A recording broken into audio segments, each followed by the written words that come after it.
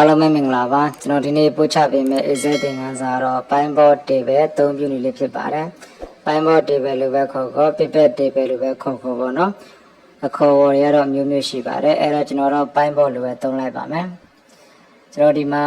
2019 data ဆိုပြီးရေးထားတယ်เนาะဒါကကျွန်တော်2019ခုနှစ်မှာတစ်နှစ်စာပေါ့တစ်နှစ်စာရေးထားတဲ့ data လေးပေါ့ဒီထဲမှာကျွန်တော်ရေးရမှာ2019နေပဲထည့်ထားတယ်ကျွန်တော် map မှာ12လထည့်ထားတယ်ပေါ့နော်သူတို့တက်ဆိုင်တဲ့ item တွေပြီးတော့ seaman တွေ region quantity unit price total price ဆိုပြီးတော့ရေးထားတယ်နော်ဒါတွေကိုကျွန်တော်တို့က pineboard table နဲ့ကိုလိုချင်လို့စစ်ထုတ်ကြည့်မယ်ပေါ့ကိုကြည့်ချင်တဲ့အရာလေးတွေကိုရွေးပြီးတော့ကြည့်သွားမှာပါနော်ပြီးတော့ဒါလေးတွေကိုကျွန်တော်အရင်ဆုံး table တိဆောက်လိုက်မယ် table ကကျွန်တော်အခုတိဆောက်မှာ pineboard မဟုတ်သေးရိုးရိုး table ပေါ့နော်ခုံးထဲမှာကျွန်တော်တို့ကဘယ်လိုသွားမလဲဆိုရင် format table ပေါ့ဒီ table ကိုရိုးရိုး table ပေါ့နော်တိဆောက်လိုက်မယ်ဒီမှာကြားတဲ့ design ကိုယူပြီးတော့တိဆောက်လို့ရတယ်ညဒါလေးယူလိုက်မယ်နော် format table တိုင်းထွက်လာလိမ့်မယ်အားလုပ်ပေးစမ်းမလို့ okay လေးနှိပ်လိုက်ပါဒီနေရာလေးမှာအမှန်ချစ်ပြုတ်နေရင်တော့အမှန်ကြီးလေးချစ်ပေးလိုက်နော် my table has error ဆိုတော့ကျွန်တော်ဒီခေါင်းစည်းလေးတွေကိုtable ရဲ့ထိပ်မှာပေါ့နော်ခေါင်းစည်းအတိုင်းကိုမြင်စေချင်လို့ okay ပေးလိုက်မယ်ဒါဆိုရင်ကျွန်တော်တို့ဒါ table လေးတစ်ခုတည်ဆောက်ပါပြီရိုးရိုး table လေးပေါ့အဲ့တော့သူကဒီ table ကလည်းကောင်းကျိုးတွေအများကြီးရှိပါတယ်ဘာရှိလဲဆိုရင်ကျွန်တော်ဒီလိုဒီဆောက်လိုက်တဲ့အတွက်ကြောင့်မို့ကျွန်တော်ဘာဖြစ်မလဲဆိုရင်ဟိုဒီမှာပေါ့နော်ဖြစ်တာတွေအလွယ်တကူစစ်ထုတ်လို့ရပါမယ်။မဲ့ဆိုရင်ကျွန်တော်တို့ဒီမှာ12လရှိတယ်။ slash out တစ်ချက်ဖြုတ်လိုက်မယ်။ April လပဲကြည့်ချင်း okay နှိပ်လိုက်ရင်ဒါဆိုရင် April လနဲ့တက်ဆိုင်တဲ့ data တွေကြာလာတယ်ပါ။ April လမှာ item မှာ mount TV DVD ပေါ့နော်။မှာ seaman မှာရောင်းရတဲ့သူတွေ region မလေးရန်ကုန်နေပြီးတော့နော်။ဒါရောင်းရတဲ့ဟာတွေ။ဒါ April လနဲ့တက်ဆိုင်တဲ့ data တွေကြာလာတယ်ပေါ့။ဥပမာကျွန်တော်တို့ကဒီမှာ2လ3လပေါ့ကြည့်ချင်းဥပမာokay ရကျွန်တော် February ပဲကြည့်ချင်းသူတို့နှစ်ခုကိုအမှန်ချစ်လေးပေးပြီး okay နှိပ်လိုက်ရင်ဒါ2လစာအတွက် data တွေကိုကျွန်တော်တို့ကြည့်လို့ရပါတယ်။ okay လမှာဆိုရင်အများကြီးပဲနော်။ February မှာတော့နည်းသွားတယ်ပေါ့ဒီပုံစံလေးပါ။ဒါလေးကိုပြန်ဖြောက်ချင်းကျွန်တော်တို့မှာ clear filter from mass ပါလေးပေါ့နော်။ဒါ clear လုပ်ပြလိုက်မယ်။ဒါဆိုပုံမှန်တိုင်းလေးဖြစ်ပြီ။ဒါရိုးရိုးတီးပဲနောက်တစ်ခုကဘာတွေလုပ်လို့ရတယ်ဆိုတော့ insert slicer တော့ရှိတယ်နော် slicer နဲ့လည်းကျွန်တော်ကြည့်လို့ရတယ်အဲဒါမှန်ထားမယ်မှန်နဲ့ကျွန်တော်တို့ကitem နဲ့ရွေးလိုက်မယ် okay နှိပ်လိုက်မယ်ဟုတ်ပြီဒီမှာမှန်နဲ့ item နဲ့နှစ်ခုကြာလာဒါကတော့ဇူလိုင်အောင်ရွေးထားလိုက်မယ်ဒါဇူလိုင်လနဲ့တက်ဆိုင်တဲ့ data တွေပေါ့ကြာလာပြီးဇူလိုင်လမှာကျွန်တော်တို့မှာ desktop ကဘယ်နှလုံးရောင်းရလဲ desktop ကြည့်လိုက်မယ်ဆိုဒါ desktop နဲ့တက်ဆိုင်တဲ့ဒါကြာလာရောဇူလိုင်လမှာဒါတစ်လချင်းစီပေါ့desktop ပုံတွေထားပြီးကျွန်တော်ဒီလတွေကိုချိန်ကြည့်လိုက်ရအောင်နော်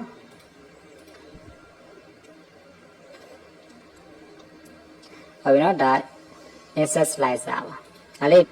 ဟုတ်ပြီဒီမှာကျွန်တော်တို့လလေးတွေကိုစိတ်ကြိုက်ရွေးချယ်ပြီးကြည့်လို့ရအောင်နော်ပစ္စည်းတစ်ခုပေါ်မှာမူတည်ပြီးတော့ပေါ့ဟုတ်ပြီဒါ insert slicer အသုံးပြုနေလေးပါ slicer ပေါ့နော်ဒါလေးဖြတ်ချင်းဒီပုံမှာကျွန်တော်တို့ဒီမှာ clear ပေါ့နော်ဒါလေးတစ်ချက်နှိပ်ပြလိုက်မယ်ဒါလေးတစ်ချက်နှိပ်ပြလိုက်မယ်ဒါဆိုပုံမှန်တိုင်းဖြစ်သွားဒါပုံကလစ်လေးထောက်ပြီးတော့ delete နှိပ်လိုက်နော် keyboard ကဟုတ်ပြီဒါရိုး table ထဲမှာပါတဲ့အကြောင်းအရာလေးရှင်းပြတော့ပါ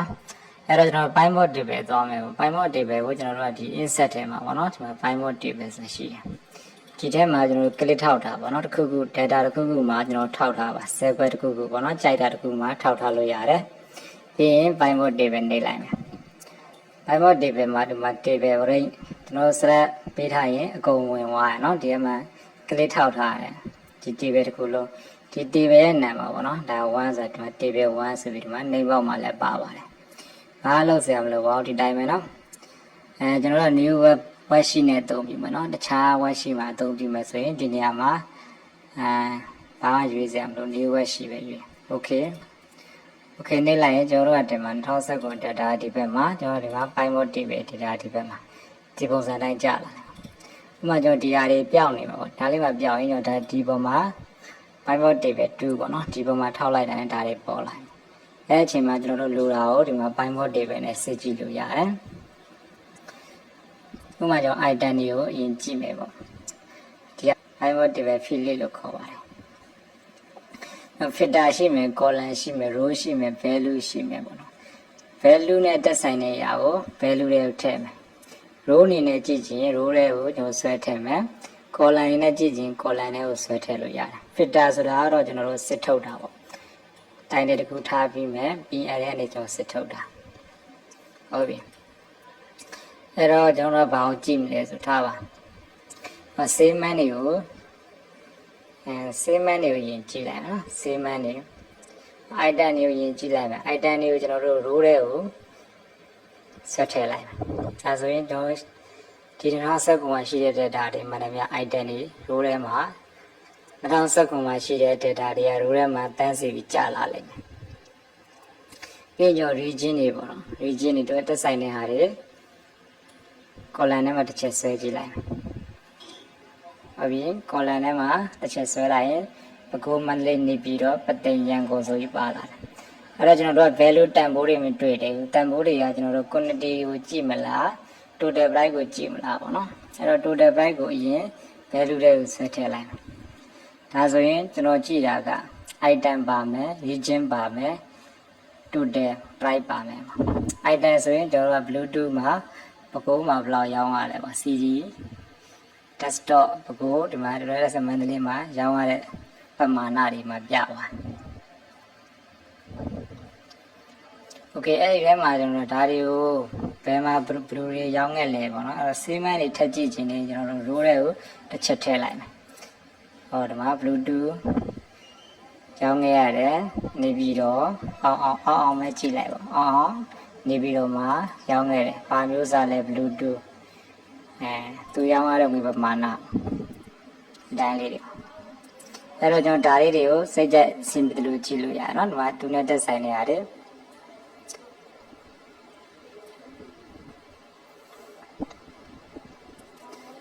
အဲ့တော့ဒီမှာကျွန်တော်တို့ဒီbluetooth ပဲကြည့်လိုက်နော် bluetooth ကိုကျွန်တော်တို့ကဒီမှာမန္တလေးနေပြီးတော့ပသိမ်ရန်ကုန်ပေါ့ဒီမှာ grand total ဟုတ်ပြီဒီနေရာမှာကျွန်တော်တို့ဒီ bluetooth ရောင်းရတဲ့ပမာဏတွေအားလုံးကြည့်ချင်းဒီနေရာမှာ play နှစ်ချက်နှိပ်လိုက်နော် play နှစ်ချက်နှိပ်လိုက်ရင်ဒါ bluetooth တွေရောင်းရလဲ bluetooth ကိုဘယ်မှာတွေရောင်းရလဲဆိုပြီးအသေးစိတ်ထွက်လာလိမ့်မယ် table လေးတစ်ခုပေါ့ဘယ်လာတွေရောဒီမှာနော်မဆေးမရောင်းရတဲ့သူတွေ bluetooth ကိုဒီမှာသူတို့နဲ့သက်ဆိုင်တဲ့ဟာတွေပေါ့ဒါအသေးစိတ်ကြည့်လို့ရတာဒါတစ်ခုရ bluetooth ဆို bluetooth ပဲတည်တံ့ကြည့်လိုက်တာဟုတ်ပြီနောက်တစ်ခုကျွန်တော်တို့ဒီမှာ desktop တွေကိုကြည့်မယ်ပေါ့ဒီ grand total နောက်ဆုံးနေရာလေးပေါ့နော် desktop ရောင်းရတဲ့ဟာတွေကိုထပ်ကြည့်ခြင်းနေတယ်ဆို double click နေလိုက်နော် click နဲ့ချက်နေလိုက်ရင်ဒါ desktop ကတည်တံ့ကြလာလိမ့်မယ်ဆရာโอเคနော်ဒါလေးပြန်ပြီးတော့အထက်ပြန်ထည့်လိုက်မယ်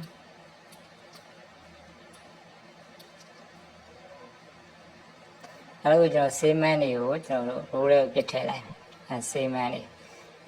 တွေထည့်တယ်ပြီးရင်သူတို့ quantity တွေပေါ့ quantity တွေကိုဟုတ်ပြီကျွန်တော် statement တွေကိုထည့်ထားတယ် quantity တွေကိုကျွန်တော် value တွေကိုဆွဲထည့်လိုက်မယ်ဒါဆိုရင်အောင်ရဲ့ရောင်းရတဲ့အရေးအတွက်အသေးစိတ်ပေါ့နော်အောင်တွင်သူတို့ statement တွေရောင်းရတဲ့ဟာအသေးစိတ်ပေါ့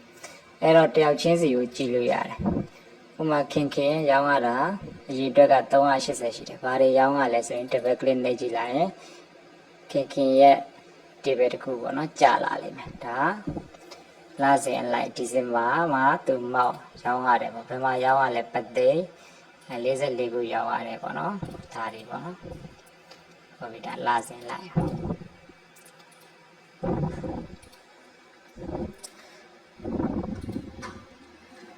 quantity ကိုကျွန်တော်တို့ဒီမှာအထက်ထည့်လိုက်မယ်နော်ပြီးရင်ကျွန်တော်တို့အမောင့်နဲ့ကြည့်မယ်ပေါ့သူတို့ရဲ့ငွေပမာဏအမောင့်နဲ့ total price ကို value နဲ့ထည့်လိုက်မယ်ဟောဒါသူတို့ရဲ့ရောင်းရတဲ့ငွေအချင်းချုပ်ပေါ့နော်ကိုလိုချင်တာကိုဆွဲထည့်ပြီးတော့ကြည့်လို့ရပါတယ်နော်လာစဉ်လိုက်ဆိုလဲလာမှာမန်ကိုထည့်မယ်ဆိုရင်မန်ကို column နဲ့အရင်ထည့်လိုက်မယ်ဒါဆိုရင်သူတို့ရဲ့လာစဉ်လိုက်ရောင်းရတဲ့ငွေပမာဏတွေထွက်လာလိမ့်မယ်ဇန်နဝါရီမှာရောင်းရတယ်ဖေဖော်ဝါရီမှာသူမရောင်းအောင်ဧပြီမှာမရောင်းအောင်ပေါ့နော်မေမှာရောင်းရတယ်ဇွန်မှာမရောင်းအောင်ပေါ့တိုင်းလေးပေါ့ အသေးစိတ်ကြည့်ရင် grand တို့တဲ့နေရာမှာ double click နေပြီးတော့ဒါကြည့်လို့ရပါတယ်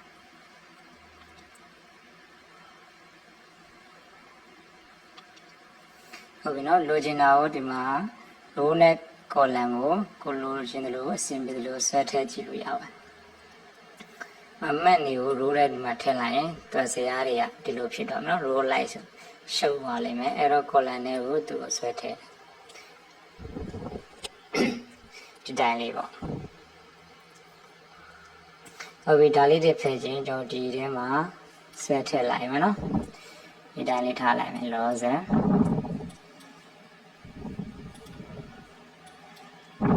အဲ့တော့ဒါကိုကျွန်တော်တို့ဘာလုပ်လို့ရလဲဆိုပိုင်းမော့တည်ပဲ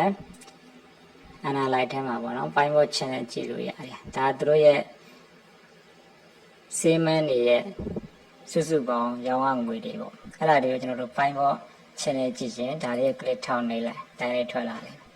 column နေနဲ့ကြည့်မလား line ပိုင်းကြိုက်တာနဲ့ကြည့်လို့ရနော် loss column ထားလိုက်မှာ okay ဟောဒါသူတို့ရဲ့ငွေပမာဏကိုကျွန်တော်တို့ column တိုင်းနဲ့ထွက်လာတယ်ဒီမှာအများဆုံးရောင်းရတဲ့ W လဲဆိုရင်လွင်ပေါ့လွင်ကိုကြည့်လိုက်မယ်ဟောသူငွေအမောက်များနေတာပေါ့နော်သူဟုတ်ပြီနော်ဒါလွင်အများဆုံးပေါ့ဒီမှာလည်းကျွန်တော်တို့ filter အနေနဲ့ဒါစစ်ထုတ်လို့ရတယ်ဗျာနော်ကြာရ select off ဖြုတ်အောင်ပဲကြည့်ချင် okay ပြလိုက်အောင်တယောက်စာပဲပြပါနော်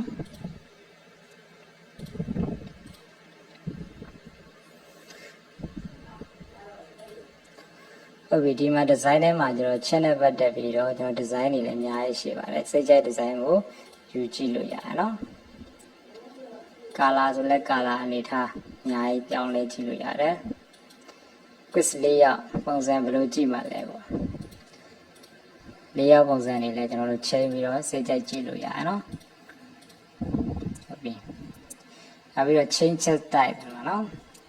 ဒီ chat ပုံစံတွေကိုတခြား line နဲ့ကြည့်ရင် line ပေါ့နော် okay နေလိုက်ရင်ဒါ line လေးနဲ့ပြဒီမှာ line ရဲ့ design တွေလည်းအများကြီးပါပြီးသူရဲ့ layout style ကိုလည်းကိုစိတ်ကြိုက်ပြောင်းလဲကြည့်လို့ရတယ် quiz layout မှာ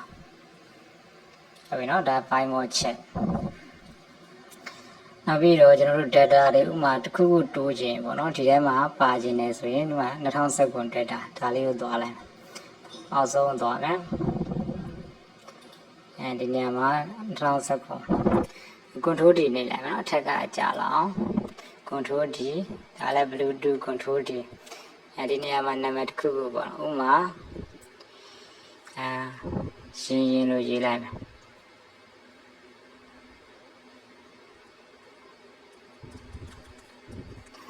ဟုတ်ပြီရင်သူကမန္တလေးပေါ့နော်မန္တလေးသူရောင်းရတဲ့အရေအတွက်က20နှစ်ထားပါတော့ဒါတွေကတော့ control D ပဲချလိုက်နော်ဟုတ်ပြီအဲ့တော့ကျွန်တော်ပိုင်းဘောကိုပြန်သွားမယ်အဲ့တော့ကျွန်တော်တို့က data တိုးလိုက်ပြီဒီပိုင်းဘောတွေမှာကျွန်တော်တို့ထည့်ခဲ့တဲ့ရေရပါမလားဆိုကျွန်တော်တို့ကဘယ်လိုလုပ်မလဲဆိုရင်ပိုင်းဘော table တွေကိုသွားမယ်ပြီးဒီမှာ refresh ဆိုတာရှိရနော်ဒီမှာ refresh ဆိုတာလုပ်ပြလိုက်ဒါဆိုရင်ရင်ကြာလာကိုတိုးချင်တာတိုးလို့ရတယ်ပြီးရင်ပိုင်းဘော table မှာကျွန်တော်တို့ refresh လုပ်ပြရမယ်နော် refresh လုပ်ပြရမယ်ပိုင်းဘော table analyze ထဲမှာပေါ့ refresh နော်အဲဆိုပိုင်းဘော channel ကြည့်လို့ရမယ် refresh လုပ်ပေးလိုက်ရင်ဒီမှာကိုလိုချင်တဲ့တိုးချင်တဲ့ data တွေလည်းဒီမှာတိုးသွားလိမ့်မယ်ဟုတ်ပြီအဲ့တော့ဒါလေးကျွန်တော်ပြန်ဖြုတ်မယ်မှန်တွေကိုကျွန်တော် filter ထဲကိုထည့်လိုက်မယ်ပြီးတော့ item တွေကိုကျွန်တော် row ထဲကိုထည့်လိုက်မယ်ပြီးတော့total price တွေကို value ထဲထည့်လိုက်ဒီတိုင်းလေးပေါ့အဲ့တော့ကျွန်တော်တို့ man တွေကို filter ထဲထည့်တဲ့အတွက်ကြောင့်မို့ဒီမှာ man တွေ all ဆိုတာဒါအားလုံးကိုပြတာဒါတော့ကိုလိုချင်တဲ့ဟာတွေကိုရွေးပြီးတော့ကျွန်တော်ကြည့်လို့ရတယ်ဥပမာမက်လာပေါ့နော်မက်လာမှာကျွန်တော်ကြည့်ချင်တယ်ဆိုရင် okay နေလိုက်ရင်ဒါမက်လာရဲ့စီရင်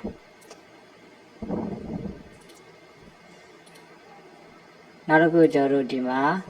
3လစာကြည့်မယ်ပေါ့မတ်ဧပြီမေပေါ့နော်ဒီ3လစာဆို okay နေလိုက်ဒီ3လရဲ့စာရင်းဒီမှာထွက်လာတယ်အဲ့တော့ကျွန်တော်တို့ဒီ grand total မှာ double click နှိပ်လိုက်ရင်3လစာ table တစ်ခုထွက်လာလိမ့်မယ်နော်တူပါတယ်မေဧပြီမေမလမေဧပြီပေါ့နော်ဒီ3လစာရဲ့စာရင်းတွေဒီမှာတည်တံ့ထွက်လာပြီမယ်နော်ဒါပိုင်းမော table ရဲ့ကောင်းကျိုးတွေပါ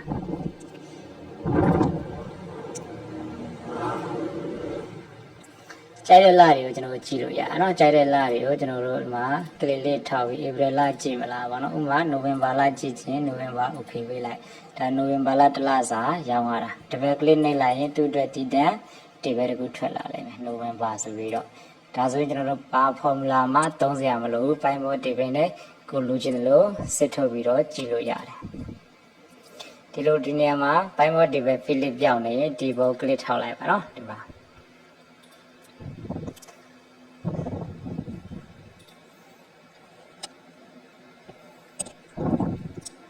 โอเคဒါဆိုရင် file mode table ကိုနားလည်မယ်လို့ထင်ပါတယ်ကျွန်တော်လိုချင်တယ်လို့ filter တွေ column တွေ row တွေမှာထည့်ပြီးတော့ကြည့်ရပါ value နဲ့တက်ဆိုင်တဲ့ဟာတွေဆိုရင်ကျွန်တော်တို့ဒီတန်ဖိုးတွေပေါ့နော်တန်ဖိုးနဲ့တက်ဆိုင်ရင်ကျွန်တော်တို့ value တွေကိုပဲထည့်ရမယ်နော် total တို့ဥပမာ total တို့ unit price တို့ quantity တို့ဆိုရင် value တွေကိုထည့်မယ်တခြား region တွေ segment တွေကတော့ row တွေ column တွေမှာအဆင်ပြေလို့ထည့်လို့ရတယ်filter နေရာမှာတော့ဥမာကိုလိုချင်တာတခုခုကိုစစ်ထုတ်စရာရှိရင် filter တွေကိုထည့်ထားလို့ရတယ်ဒီရတွေမှန်နေပါခဲ့မှာပေါ့နော်အဲဒါဆို filter တွေကိုထည့်ပြီးတော့ဒီလိုပါလေးထွက်လာလိမ့်မယ်အဲတော့လိုချင်တဲ့လတွေကို select ပေးပြီးကြည့်အောင်ပါပဲ okay အားလုံးအဆင်ပြေပါစေ